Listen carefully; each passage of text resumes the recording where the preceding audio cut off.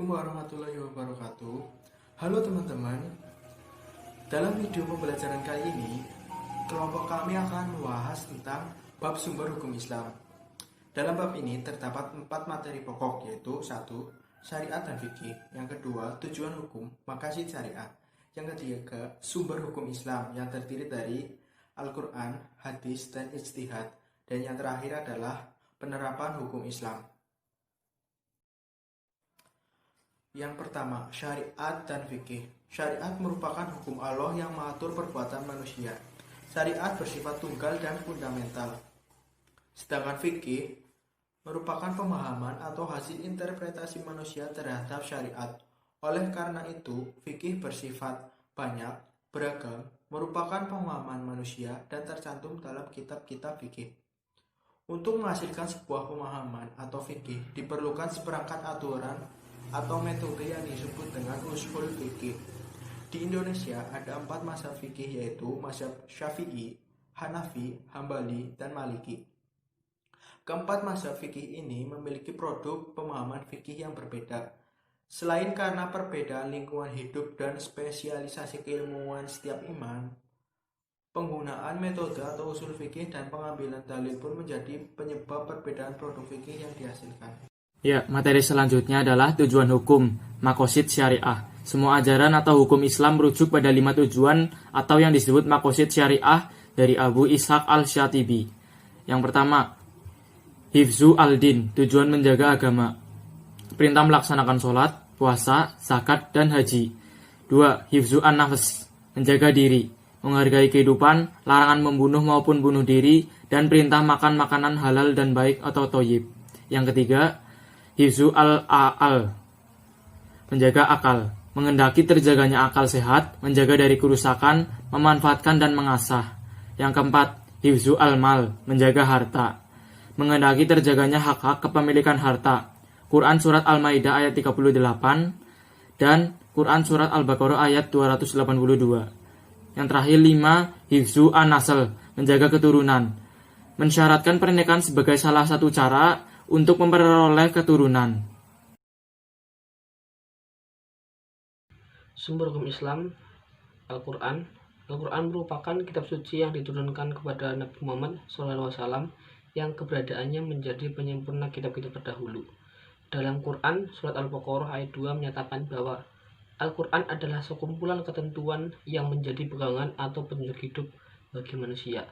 Al-Quran juga menjadi sumber hukum yang utama, di mana secara Al-Quran diwahyukan kepada Nabi Muhammad SAW serta berangsur-angsur sejak masa kerasulan sampai Nabi Muhammad SAW wafat, kurang lebih selama 22 tahun, 2 bulan, dan 22 hari.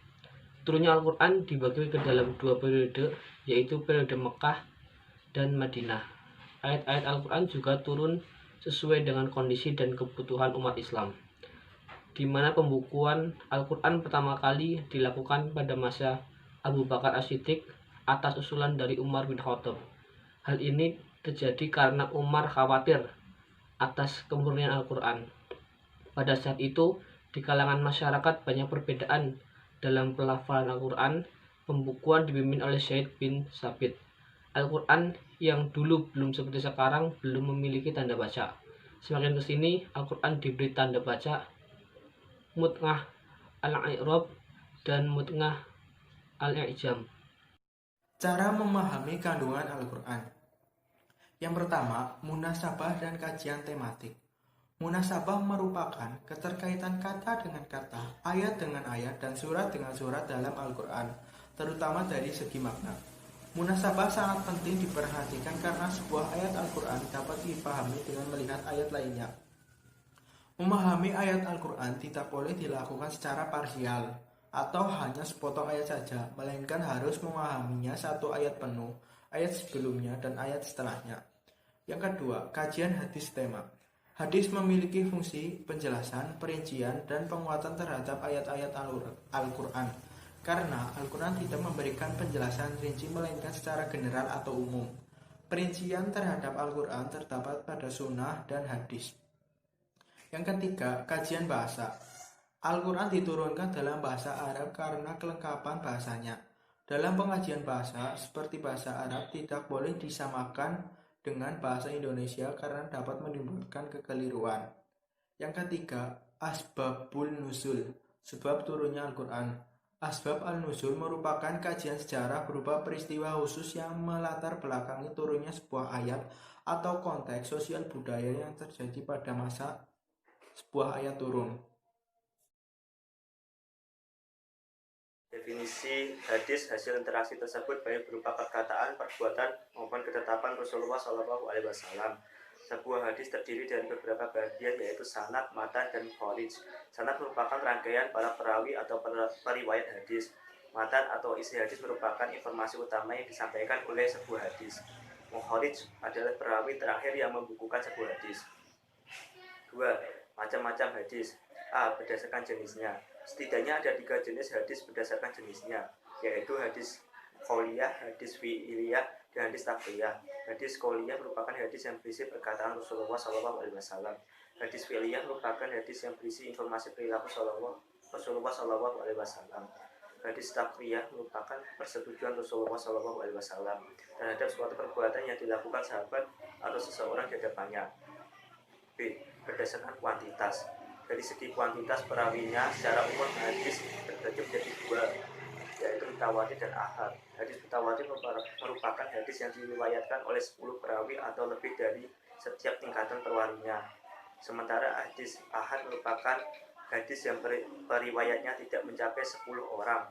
Kekuatan hadis mutawatir sangat tinggi karena kemungkinan bohong dari perawi sangat kecil. C. Berdasarkan kualitas. Untuk menilai kualitas sebuah hadis ada 5 parameter yang digunakan. Pertama, ketersambungan sanad. Kedua, periwayat yang dhabit. Ketiga, periwayat yang adil. Keempat, tidak ditemukan ilyat. Kelima, tidak ditemukan syadz. Setelah melalui penilaian dengan 5 parameter tersebut, hadis dikategorikan menjadi 3, yaitu sahih, hasan, dan dhaif. D. Berdasarkan muatan risalah. Hadis risalah merupakan hadis yang muncul saat Nabi Muhammad SAW berperan sebagai Rasul atau membawa risalah. Yang termasuk hadis risalah adalah hadis yang berkaitan dengan ketentuan formal ibadah, berita gaib, kemaslahatan mutlak berupa akhlak universal, keutamaan amal dan derajat perilaku amalan tersebut. Hadis jenis ini memiliki kekuatan otoritatif yang harus ditaati secara berkesinambungan dan dikerjakan secara terus-menerus tanpa terikat oleh waktu. Posisi hadis terhadap Al-Quran. Pertama, ta'did dan ta'rid. Pada fungsi ini, hadis berkedudukan menguatkan dan menegaskan hukum-hukum yang terdapat dalam Al-Quran. Dalam bentuk ini, keberadaan hadis seperti mengulang hukum yang telah dijelaskan dalam Al-Quran. Yang kedua, bayan. Bayan atau memberi penjelasan terhadap hukum yang terdapat dalam Al-Quran. Penjelasannya tersebut dapat berupa: yang pertama, menjelaskan arti yang masih samar. Kedua, merinci hal-hal yang disebutkan Al-Quran secara garis besar. Yang ketiga, membatasi hal-hal umum yang disebutkan Al-Quran. Yang keempat, memperluas hukum yang disebut dalam Al-Quran. Posisi hadis dalam Al-Quran yang ketiga ada itsbat dan insya, yaitu menetapkan sebuah hukum yang tidak disebutkan secara jelas dalam Al-Quran. Cara memahami sebuah hadis. Yang pertama, itu berdasarkan kualitas hadis.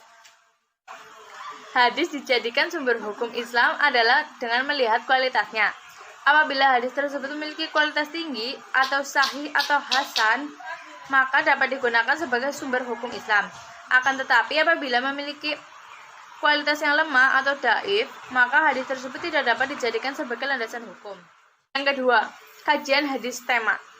Mengumpulkan hadis lain yang memiliki topik yang sama dalam memahami sebuah hadis menjadi sangat penting, mengingat hadis adalah hasil interaksi Nabi Muhammad SAW dengan para sahabat yang barangkali tidak didengar oleh banyak sahabat, sehingga kemungkinan sahabat dalam meriwayatkan ulang tidak lengkap atau karena Rasulullah SAW tidak menjelaskan sebuah hal secara rinci dalam sekali ucapan.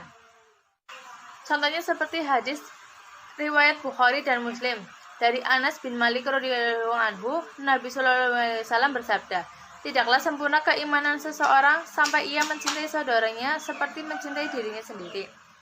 Yang kedua, dari Sahil bin Mu'adz, dari ayahnya, Sesungguhnya Rasulullah SAW pernah ditanya tentang iman yang sempurna.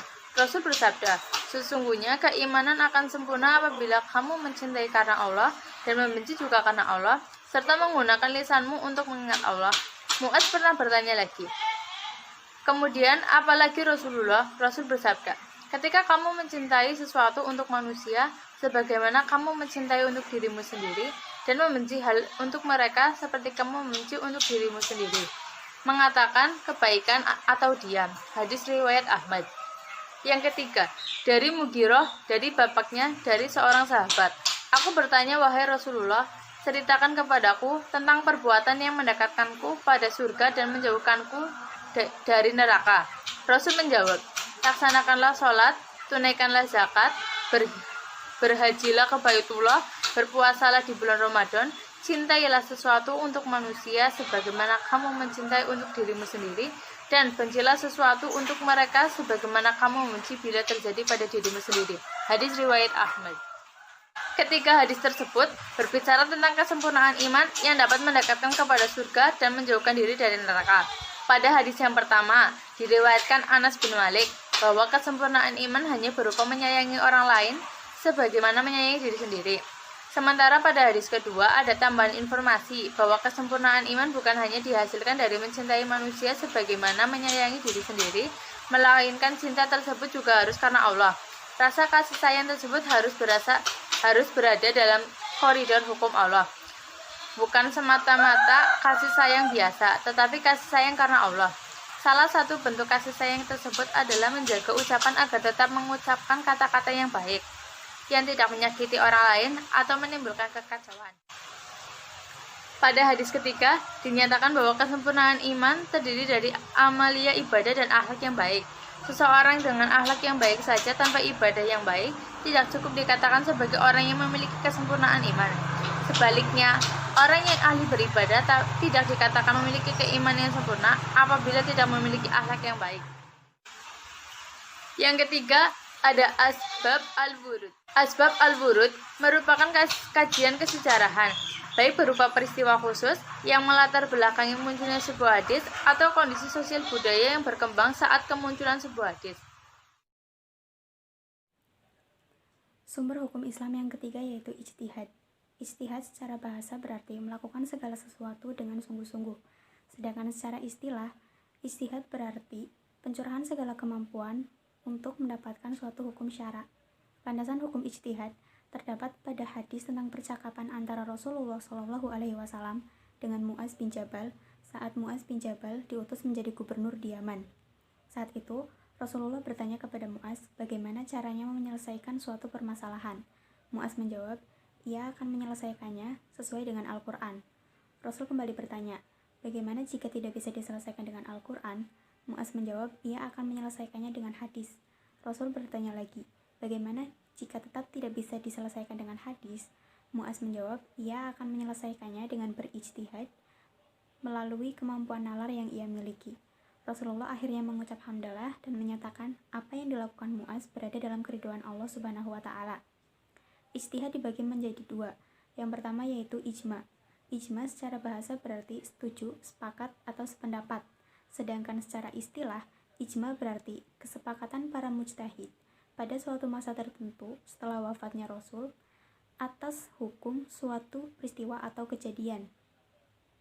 Landasan hukum ijma yaitu Quran Surat An-Nisa ayat 59 dan hadis riwayat Ibnu Majah yang artinya apa-apa yang menurut kaum muslimin baik, maka baik pula di sisi Allah.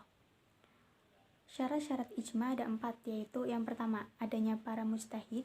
Yang kedua, terjadi kesepakatan atas suatu hukum syara. Yang ketiga, kesepakatan pendapat semua mujtahid harus benar-benar terjadi. Dan yang keempat, berhubungan dengan syara dan sesuai atau berlandasan dengan Al-Quran dan hadis mutawatir. Ijtihad yang kedua yaitu qiyas. Qiyas secara bahasa berarti mengukur atau membandingkan. Sedangkan secara istilah, qiyas berarti menetapkan hukum sesuatu yang belum ada hukumnya dalam nas dengan mempersamakan dengan sesuatu yang sudah ada hukumnya dalam nas. Rukun qiyas ada 4. Yang pertama yaitu asal atau dasar hukumnya. Yang kedua furu, yaitu sesuatu yang akan disamakan dengan asal.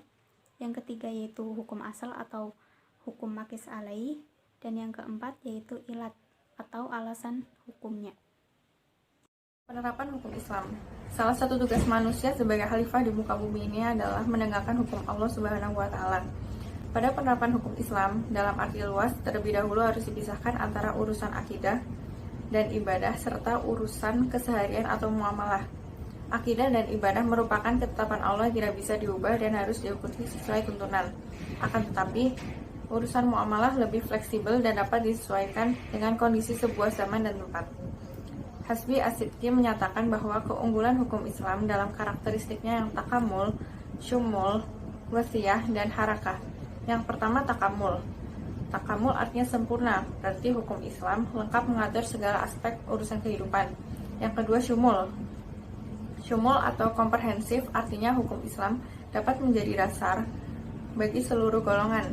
Yang ketiga wasatiyah, yaitu pertengahan, artinya hukum Islam bersifat seimbang antara dunia dan akhirat. Yang keempat harakah atau dinamis, berarti dapat dikembangkan sesuai dengan kemajuan zaman dengan memperhatikan nilai azazinya. Contoh yang pertama yaitu bersiwak dengan kayu arak. Siwak itu memiliki tujuan untuk menjaga kebersihan dan kesehatan mulut. Kayu arak itu berperan sebagai media temporal, tetapi di zaman sekarang boleh untuk menggantinya menggunakan sikat gigi dengan pasta gigi, karena walaupun medianya berbeda, namun fungsi dan tujuannya sama. Dapat dipahami bahwa yang menjadi sunnah Nabi adalah menjaga kebersihan dan kesehatan mulut. Adapun media yang digunakan dapat berubah mengikuti perkembangan zaman. Contoh yang kedua yaitu hukum potong tangan. Hukum potong tangan untuk seorang pencuri. Mencuri adalah perbuatan mengambil barang berharga milik orang lain yang dilakukan secara bersembunyi-sembunyi dan barang tersebut disimpan di tempat yang wajar dan pencuri tersebut tidak diizinkan masuk ke dalam tempat tersebut. Apabila pemilik alfa dari kehati-hatian dalam menyimpan barang, maka hukum potong tangan itu tidak berlaku. Standar media untuk memberikan efek jera bisa lebih lunak di bawah potong tangan atau juga bisa lebih keras, disesuaikan dengan budaya yang berlaku di sebuah tempat. Misalnya di Indonesia. Di Indonesia, pemotongan tangan dianggap terlalu sadis karena tidak sesuai dengan budaya Indonesia yang tidak terbiasa dengan peperangan. Maka hukum bagi pencuri dapat diganti dengan yang lainnya selagi dapat memberikan efek jera bagi pencuri dan menjadi pembelajaran bagi orang lain. Yang terakhir, kesimpulan. Kesimpulan yang pertama, sumber hukum Islam adalah Al-Quran, hadis, dan ijtihad. Yang kedua, maqasid syariah ada 5, yaitu hifzu al-naql, hifzu al-din, hifzu al-nafs, hifzi al-mal, dan hifzu al-nasl. Kesimpulan yang ketiga, untuk memahami Al-Quran dibutuhkan beberapa ilmu diantaranya munasabah dan tafsir tematik, hadis setema, kajian kebahasaan, dan asbab al-nuzul. Kesimpulan yang keempat, untuk memahami hadis perlu memperhatikan beberapa aspek diantaranya yang pertama katalis hadis, yang kedua kajian hadis tematik, dan yang ketiga asbab al-wurud. Kesimpulan yang kelima, ijtihad merupakan usaha memproduksi sebuah hukum dengan menggunakan akal sehat untuk mengeluarkan hukum-hukum yang tersirat di dalam Al-Quran dan hadis. Sekian dari kelompok 3, terima kasih. Wassalamualaikum warahmatullahi wabarakatuh.